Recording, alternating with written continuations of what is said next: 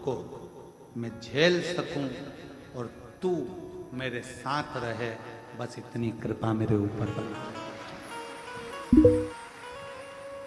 ये तेरी करुणा है, ये तेरी उदारता है। और तू कृपा करेगा तो दुनिया में सब कुछ हो। जा पर कृपा राम की होई, ता पर कृपा करे सब होई। जिस पर राम कृपा करे, जिस पर शिव कृपा करे, जिस पर भगवान कृपा करे, उस पर सब कृपा करे। भीष्म पितामह ने मना कर दिया, पांडवों ने मना कर दिया, ससुर सास ने मना कर दिया। किसके पास जाकर रोए? तब याद आया कि यह गुरु बचा है जिससे मैंने मंत्र लिया। मंत्र,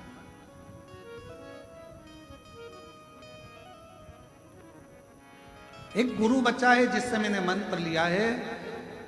और मैंने सुना है कि अगर कोई साथ नहीं देता तो गुरु तो साथ देता।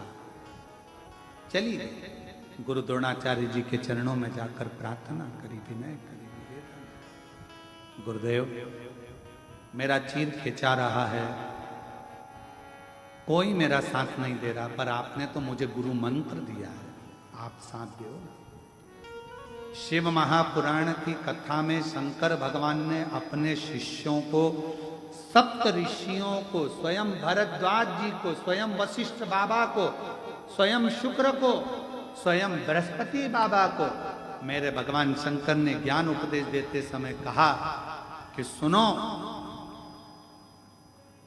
गुरु तुम्हें राह दिखा देगा, पर उस राह पर चलना तुम्हें अकेले ही पड़ेगा। गुरु तुम्हारे साथ नहीं चलेगा। गुरु तुम्हारे साथ नहीं चलेगा। गुरु का काम है राह दिखा देना, गुरु का काम है राह बता देना, गुरु का काम है मार्ग बता देना।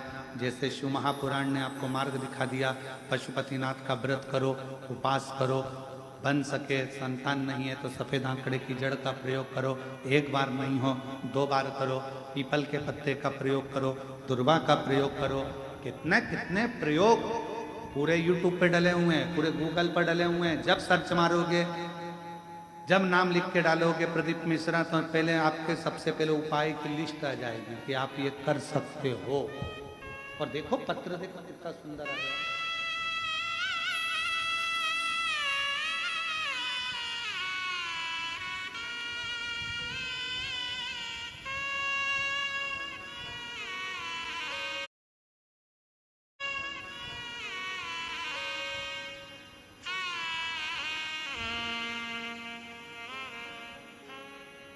मेरा नाम मंजू लता, मैं ग्राम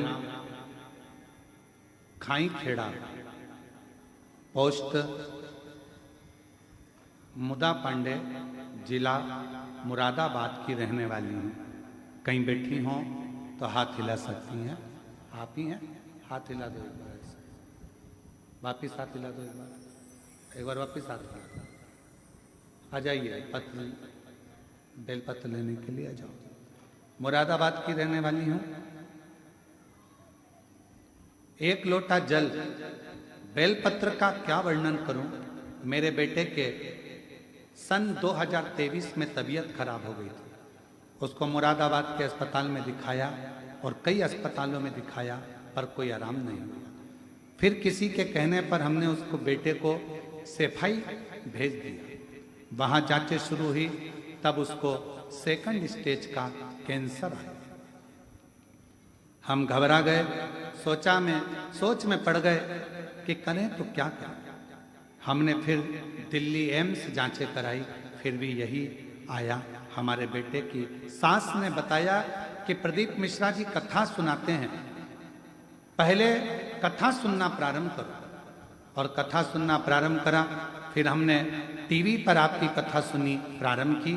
घर पर सीहोर का रुद्राक्ष था हमारी समधन के यहाँ, उन्होंने रुद्राक्ष भेजा।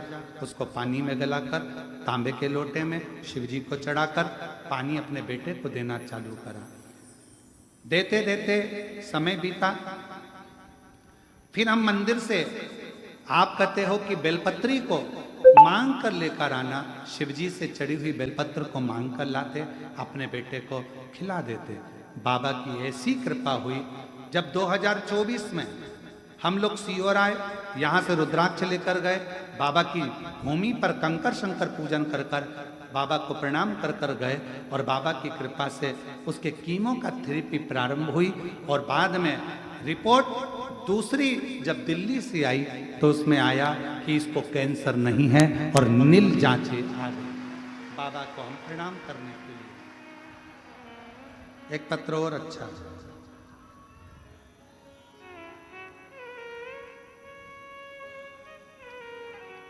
मेरा नाम रजनी, क्या लिखा है, रजनी कोक। मेरा नाम रजनी कोक है, ग्राम बगलई, तहसील गाडावाड़ा, जिला नरसिंहपुर, मध्य प्रदेश की रहने वाली हूँ। मैंने पूरी मेहनत और परिश्रम से प्रयास किया, फिर भी मुझे सरकारी नौकरी में सफलता नहीं मिल रही। आखिरी में मैं हिम्मत से हार गई। तब मेरे परिवार वालों ने कहा कि एक बार हिम्मत फिर कर, शिवजी पर जल चढ़ा, बेलपत्र शहद का प्रयोग कर, बाबा जरूर कुछ कृपा करेगा। और बाबा ने ऐसी कृपा कर दी गुरुदेव, मैंने सोचा नहीं था आज मेरी सरकारी नौकरी डाकघर में लग गई। मैं बाबा को यहाँ प्रणाम करने के लिए आई हूँ। कहीं बैठी हो, कहीं बैठी हो तो हाथ हिला सकती हैं और बेलपत्र लेने के लिए आ सकती हैं। एक पत्र और बढ़ा।